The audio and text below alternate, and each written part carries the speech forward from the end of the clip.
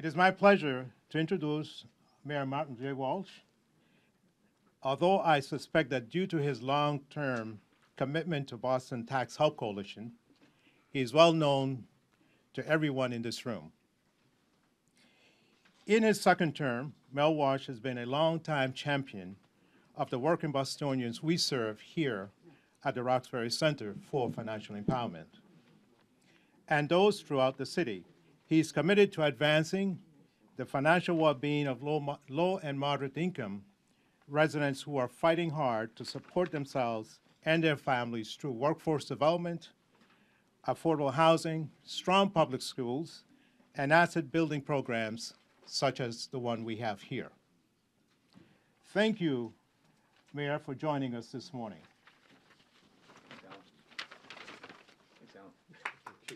Thank you, Alan. Let me just start by thanking everyone here today. I want to thank Alan. I want to thank everyone at the Roxbury Center for Financial Empowerment. I want to congratulate Alan. He just recently won, well, not recently, but a few months ago, won the Shattuck Award. So congratulations to that for his great work. I want to thank Mimi and the Tax Help Coalition.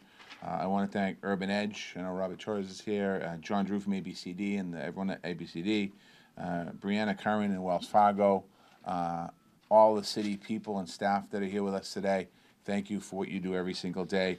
We're excited to launch the 18th season with the Boston Tax Coalition, Tax Help Coalition as our partners. To all the people that are here today on the other side of the cubicles, preparing your taxes and doing your work, thanks for using us as well. It's important. You're going to hear some numbers in a second, how important what we're doing, the work that we're doing here, what it does, and the impacts it has. The Roxbury Center for Financial Empowerment is hosting us as it does every year, and thank you for that. And to all the staff and the volunteers, I know I thanked all the, bosses, but to the people that work here and the volunteers, thank you, because if it weren't for you, we wouldn't have anything, and the people that get the refunds wouldn't benefit from what your work. So honestly, from the bottom of my heart, I want to thank you for what you do. I want to thank you for training people. I want to thank you for helping us get ready for this tax season. This year is no different, even with the uncertainty of the government shutdown that just got resolved last weekend. The government is reopening short term. There is a potential that a shutdown will happen again. And if it does happen, we're going to have some real challenges ahead of us, especially when it comes to how quickly refunds get processed. And I just left a groundbreaking for a renovation of Camden Lenox, and the impacts of what that shutdown will do to people living in public housing and the 13,000 people that get housing vouchers in Boston. It's bad, and we didn't feel it necessarily the first time, because the first shutdown really affected TSA workers and workers that weren't paid, that were furloughed. If that shutdown went another week, we were going to have drastic problems in Boston and drastic problems across the United States of America, because contracts weren't being funded, contracts weren't being paid, housing vouchers weren't going to be fulfilled, and we would have had some serious concerns. And in 7 weeks from now, after this temporary opening of the government, if you will, if the government shuts down again, and it shuts down for a period of 30, quite honestly, days, we're going to be in a whole different place than we were on Friday. And it's something that is going to affect our most vulnerable residents, and in this particular case, who depend on their tax returns to provide financial relief. Quite honestly, tax returns provide everyone financial relief. I know that when I do my taxes, that check, if you get a check, is an important check, because it allows you to get caught up. It catches us up on bills that are past due. It catches you up on a whole bunch of different things that are important. But shutdown and no shutdown, we're going to continue to do our job here. This season, we have over 30 community-based sites throughout the city that will provide free tax preparation and asset building services. Tax season certainly can be stressful for residents and individuals, and we want to help them make that process as smooth as possible for folks. We're going to continue to educate people about the vulnerable tools like earned income tax credits, child tax credits, senior circuit breaker tax credits. We're going to continue on Bank on Boston, a program that improves access to banking services for our residents. I see the City of Boston credit unions here today. We're expanding our financial checkups in 15 locations with taxpayers and participants in Boston Builds Credit Program, our free credit building program, a program that allows us the opportunity and allows people the opportunity to build that credit to take advantage of some of the programs that we have, our first-time home buyer programs, and programs that allow people to continue to get on their feet. The results of last year's tax season were impressive. Just want people to think about these numbers. 13,000 returns for residents. Over $26.8 million were refunded to taxpayers in their pockets. We had nearly 400 volunteers preparing free tax preparation and credit building services in our locations. We provided services in 8 different languages and also in American Sign Language. I want to give a special thanks to the partners who have been with us since the beginning, ABCD, Dartwell, Cobham Square Health Center. You've helped us grow this work every single year, and I want to thank Urban Edge for their partnership as well. I want to thank our new partnerships like Wells Fargo with Brianna Curran, who is here with us today. We're excited that Wells Fargo and the Roxbury Center are launching a new partnership with a grant of $175,000 that's helping us move forward. We're calling this Home Buyers Readiness Program. As we talk a lot about what's happening in our housing market across the city of Boston, it's also important for us as we continue to build affordable housing and build more housing. We want to make sure that people that live in the city of Boston, that grew up in the city of Boston, that never had that opportunity to own their own home, have an opportunity to own their own home. And anyone out there thinking it'll never happen, you don't think that way, because it will happen. It can happen. It'll happen by the programs that we're putting in place and working to make sure that you have the preparation you're able to do to be able to buy a home in Boston and be able to get a start that way. Alan's team of financial coaches will provide special focus on credit building, on budgeting, on long-term planning, steps that are essential to obtaining a mortgage. They will connect them to the Boston Home Center, our program that's run through the Department of Neighborhood Development. Homeownership is one of the best ways we're taking the lead in rebuilding Boston's middle class and making sure that middle class has an opportunity to stay here in our city. This program will help us create 1,000 new homeowners in the next 5 years, and that's an ambitious goal. That's on top of what we do every year, but it's an important goal that we continue to push that goal to make homeowning a reality. Bringing this program to our tax site shows us our work is more than taxes. It's a complete helping people financially be able to sustain their future. It's about long-term financial stability. It's by helping residents maximize their tax returns, we can help them build the assets for the future and their family's future. So I just want to say one last thing. Let's make sure we spread the word.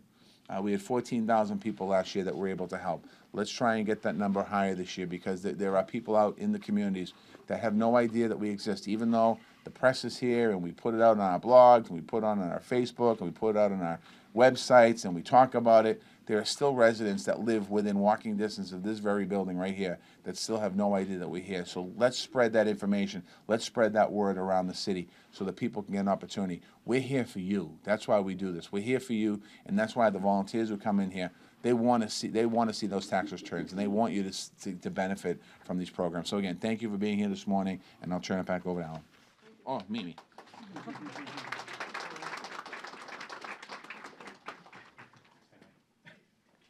Good morning, everyone. There's a lot of people in the back. There's some chairs in the front if people want to sit down. There's at least 3 here. People could come and sit down. If you want to come, Doreen, come sit down. I just wanted to thank everybody for being here. My name is Mimi Turchinets. I'm the director of the Boston Tax Help Coalition, and thank you so much, Mayor Walsh, for recognizing us today and being here with us to launch the 2019 Tax Coalition tax season. And thank you, Alan, of course, for the amazing work that he does. The next speaker is Brianna Curran, who is the Vice President and Community Relations and Communications for Wells Fargo in the New England region. She oversees the bank's regional community relations and communications strategy, including their private charitable foundation, strategic nonprofit partnerships, external and internal communications, and employee engagement. She also says that she can be found frantically running after her 2-year-old her 2 endlessly energetic sons, or from meeting to meeting, but is always happy to stop and talk about all the things movie and television related. I also just wanted to recognize a couple of people in the room before Brianna comes up who are also engaging in the Wells Fargo partnership. Tom Callahan of MAHA and the team from MAHA, thank you so much for being here with us. Brianna? Thank you.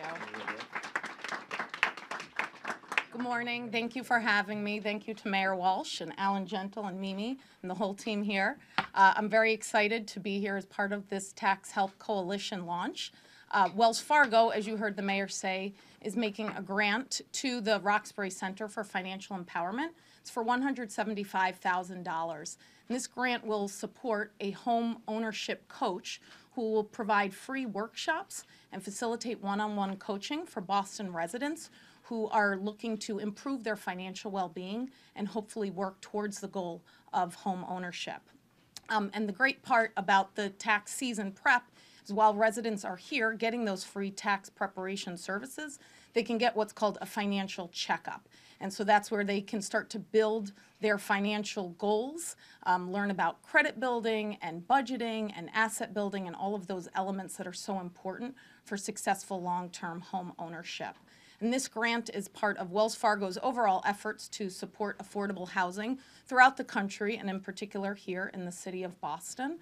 And so we are doing that with partners like NeighborWorks Southern Mass and MAHA and of course the Roxbury Center for Financial Empowerment. And one of the best ways you can really revitalize a neighborhood is to help empower residents to become homeowners, realize their financial goals, and I think the staff here does such an incredible job of serving each and every person who comes through their doors to help them realize their financial dreams and then really understand the steps necessary to get there. So I'm thrilled that Wells Fargo can be part of this work, and thank you for having me today.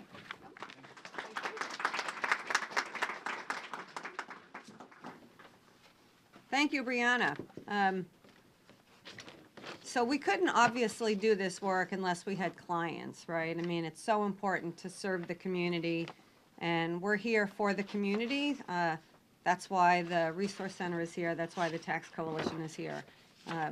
So we wanted to allow somebody who is a leader in the community in her own right, but also works with the Center for Financial Empowerment, has been a coaching client, and has gotten her taxes done here at the Roxbury Center for Financial Empowerment. It's Cynthia Jones is here to speak to you today. She's the CEO and founder of the Women's Group of New England. She's a Roxbury resident and an advocate for neighborhoods in Boston. As a mother of 4, a grandmother of 2, an evangelical minister, and the author of The Making of an Evangelist, she is known to be a very busy woman. Cynthia's life goal is to build a legacy that will help cause future generations to know that it is never too late to be great, and that no one can stop you from being all you want to be. And so Cynthia really represents what we try to do here every day. Thank you, Cynthia. Come on up. Thank you for being here. Thank you so much.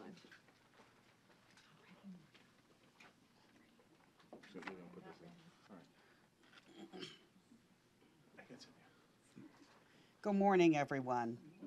So first of all, I just want to thank the Roxbury Financial Empowerment Center for just being such a solid entity in my community. I first engaged the Empowerment Center about 1.5 years ago in late 2017. And I was at an event at the Reggie Lewis Center. During that time, they had a booth there set up, and I went over and I had met Alan, and he did a check on my credit, and I had not checked my credit in years because it was so low, it wasn't no need to check it. I know some people know about that. But surprisingly, it actually wasn't that bad. And so he just encouraged me to come down to the center, that they had other services that would be able to help me out. With that, I came down that same week and met with him. And then I was introduced to Maddie, which was my coach. in that Maddie really helped, and I'm not sure of where she's at in the room, but thank you so much for being wonderful and such an encourager. But she truly helped me in the process of setting goals in my finances. One of my goals was to really begin to become financially stable, to really have a savings. At that time, I was walking and catching the bus, and I had been walking for 3 years.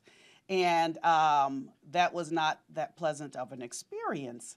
But through strategic planning and her helping me, one of the things I have to say is, the coaching is such a wonderful thing because it allows you to have an accountability partner with your finances and really plotting your goals to go forward and advancing to do the things that you want to do in life. So that was one of the things that was very helpful to me, with someone just following up, making sure that, or not just making sure, but checking in to say, so how did that go?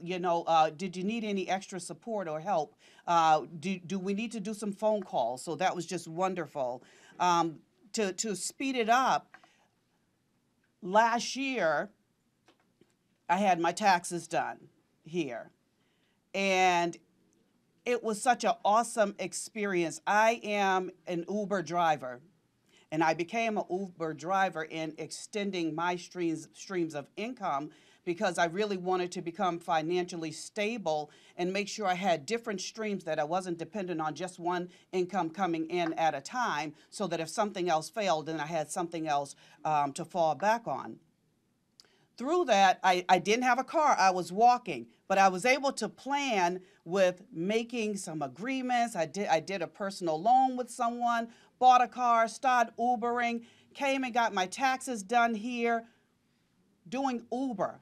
That would cost me a lot of money as a self-employed individual to be able to go and get my taxes done somewhere else. Well, I'm at the point where I'm just building, so I really didn't need to spend extra money on money that I didn't even have at the time, to try to get something back or to do what was right. But I received the largest tax refund that I had ever gotten. So I thank you all. And I see my coach back there, the one that did my taxes. Thank you so much. But on the side of that, and I'm just going to quickly wrap up, when we were sitting down doing my taxes, I was like, I told her, I really want to get a new car. I have one right now, but I really want a new car. And she started to give me some information on what to do when I go for a new car and what I need to say. And I didn't know what to say. I had never bought a new car. So I walked in there with her information, and I walked out with a new car. So I thank you for that. But the Empowerment Center has truly empowered my life, has empowered my family's life to really grow. And this year, or last year now, was the first year that me and my children were really able to take a family vacation together. And it's really through the support and the resources that I found here in this center. So I say thank you once again.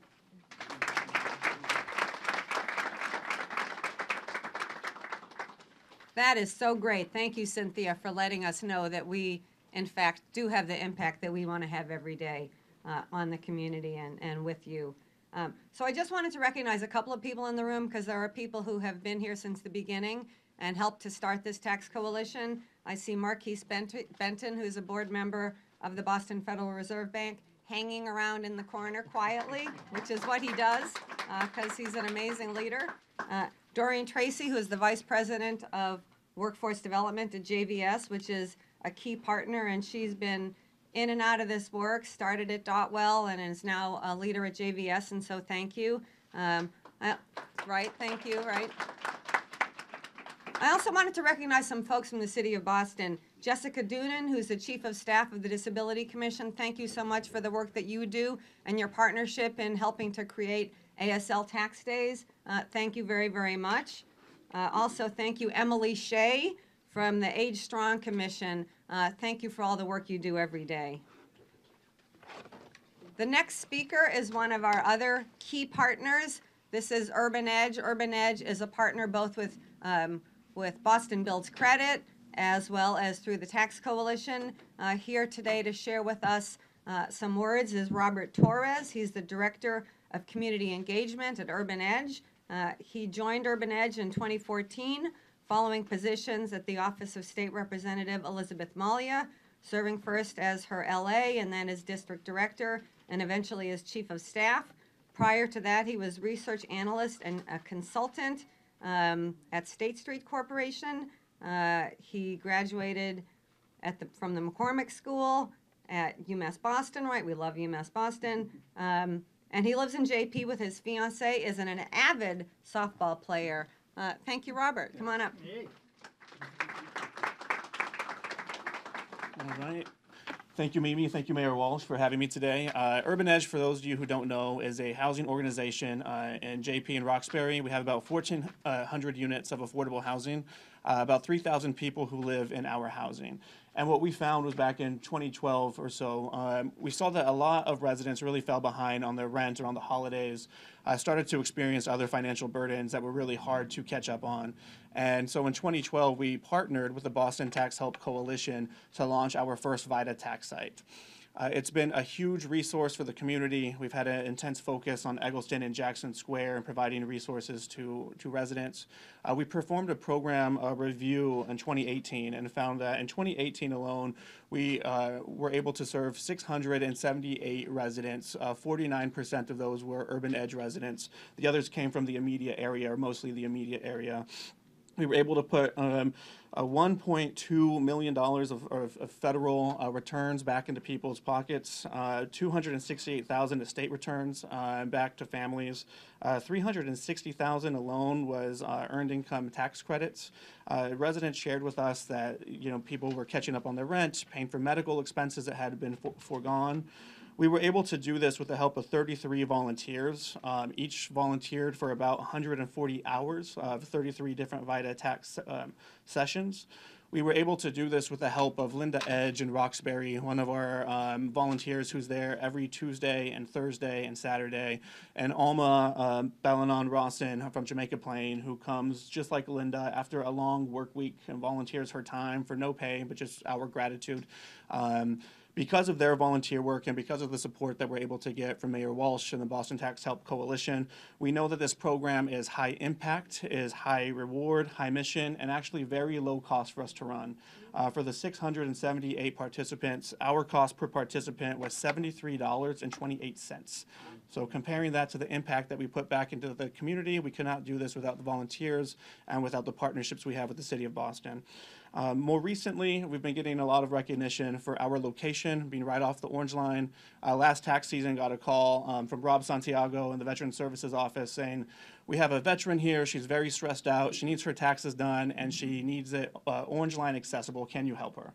And the answer, of course, is yes, please send her, and thank you so much for thinking of us. This program is invaluable. I just want to wrap up by thanking everyone like Cynthia, who we love and have done a lot of work with at Urban Edge, the mayor, of course, and Mimi, and everybody here. So thank you so much.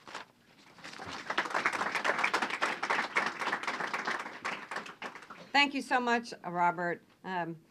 Before I bring up John Drew from ABCD, I wanted to recognize a few more people in the room because people do so much. I mean, this is all about partnerships. There's no way we could do this without everybody in this room. Jason Andrade, who has cycled through our work in so many different ways. He came in as a volunteer, as a student. He then worked with us with the Tax Coalition. He then went to Dotwell, and then he has been managing 2 sites at Dotwell and went into the private sector and is back at Compass Working Capital. So thank you so much, Jason, for everything that you do. Also, some new partners, not a new partnership, but some new folks today that we just met who are new to Santander. Seth Goodall, Chris Mumby, and Lindsay Clark, thank you for being with us today. And then just also the ABCD staff and all the work that you guys all do, Biani and everybody who's here. Without you, there's no way that we could do this work. ABCD has 13 of our sites out of the 30 sites. They are an amazing partner. They work so hard. They serve thousands and thousands of people. And with the shutdown, obviously, a lot of the money that supports ABCD comes through federal dollars. And so for them to have kept their doors open is really a testament to their commitment to the community. The last but not least speaker today is John Drew. He's the president and CEO of ABCD. He's been a national figure in the community action movement for over 30 years. He's a Charlestown kid, so as a townie, thanks for coming over here. He's an amazing leader. He grew up in public housing. He's built a great organization with ABCD. He just shares his love of the community and his work ethic, and we couldn't do this work without him. John, please come on up. Yeah, you. I thought you were talking about somebody else. Actually, it's 50 years. Alan, my buddy.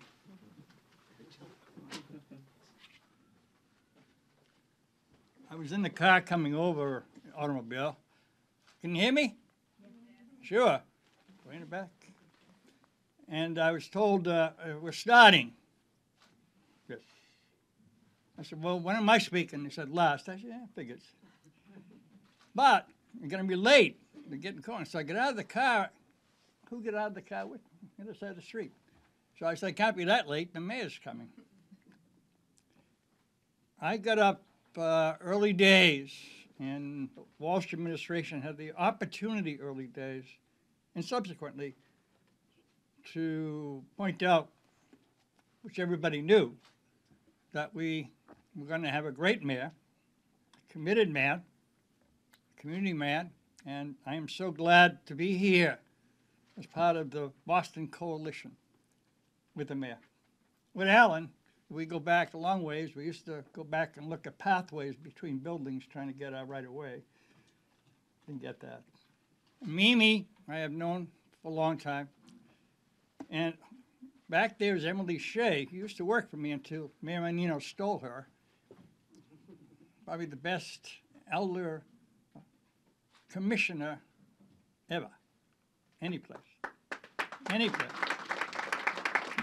And while I'm mentioning this, remember the circuit breaker.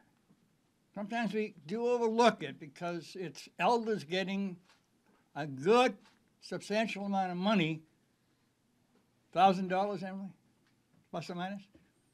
And we leave too much on the table with the elders. So we'll keep that in mind as we go forth and get the word out to the older community that the state of Massachusetts has a circuit breaker that you should apply, and you'll get at least $1,000.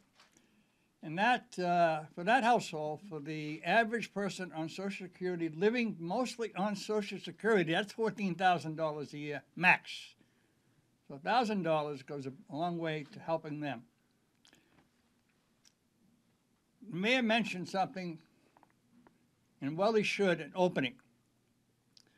I've gone through every shutdown of the federal government since I think they started. This one's a beauty. More importantly than that, we all rise above it. We're here today as collaborators, all these groups, to help our fellow human beings. And we did that during the shutdown, and we all had to project out that by mid-February, in the state of Massachusetts, 700,000 people would not have food stamps.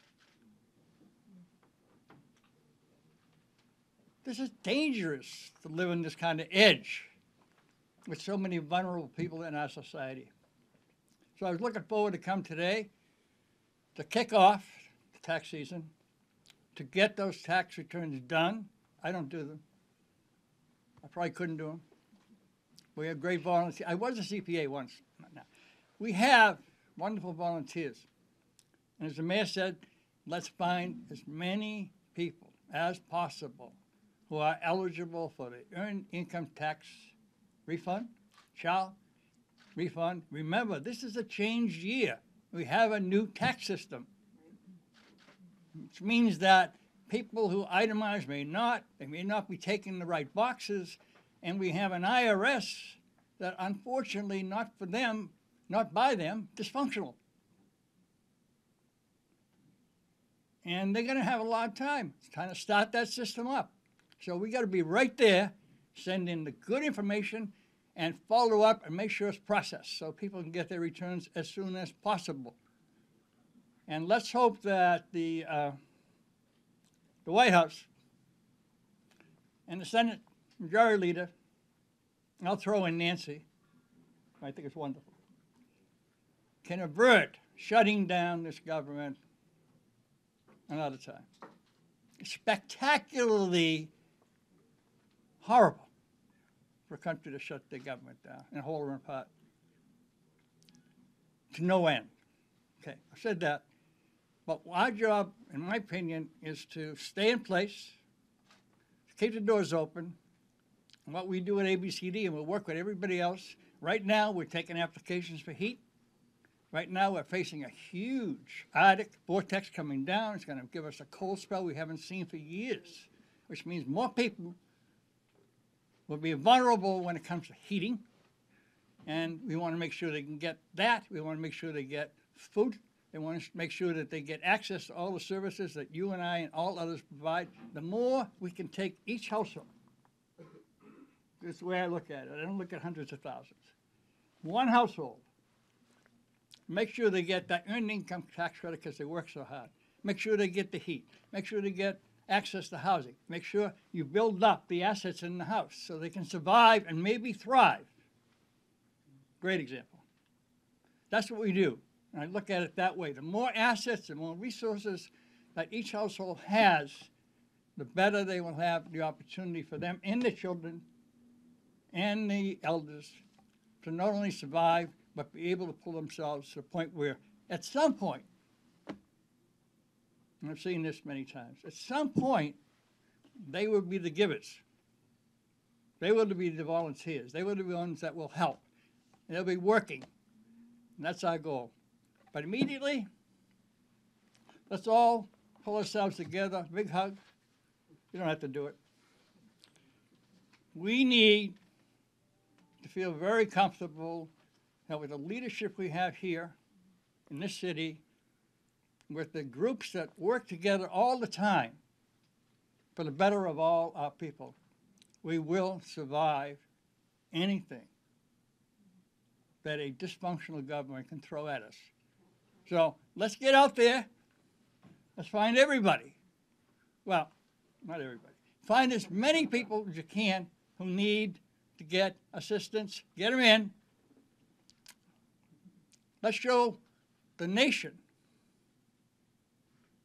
that government and partnerships and people and communities do work well, to make sure that our citizens and our wonderful neighbors and friends and families have a good shot at life and have the ability to manage their lives in a way we all should be doing. So thank you very much.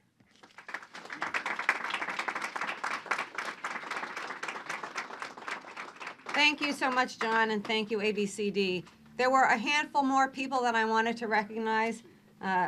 We can't do this work without Constance Martin, who is the deputy of the Office of Financial Empowerment. She's hiding somewhere working. I don't see her, but I'm sure she's working hard getting something ready. So thank you, Constance.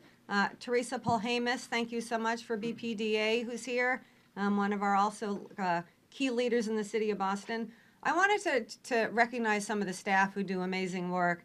Joe Amarina, who's runs the financial checkup and asset building services. Fatima Saida, who is our new development coordinator. Brian Robinson in the back, who is our director of operations. I saw Mo Flynn. Mo Flynn, thank you so much for being here, partnering with us with DND. I'm sure I missed some of you. Saida, our new volunteer coordinator. People do so much work. You guys are really incredible. We couldn't do it without you. As John said, this is an amazing coalition and effort of the mayor's office and just all of you in the room today and all of your concentric circles. So just thank you for everything. What I did want to say is that we have lunch. We have enough lunch for everybody here. So if everybody can just come in the back here. We're having lunch from Haley House because we heard their call. As folks know, they're just doing catering right now. So we're having a lovely lunch from Haley House. please come in, please have lunch, and thank you so much, and get out there and pick up flyers and make sure that you let the community know that the tax sites are open for business. Thank you.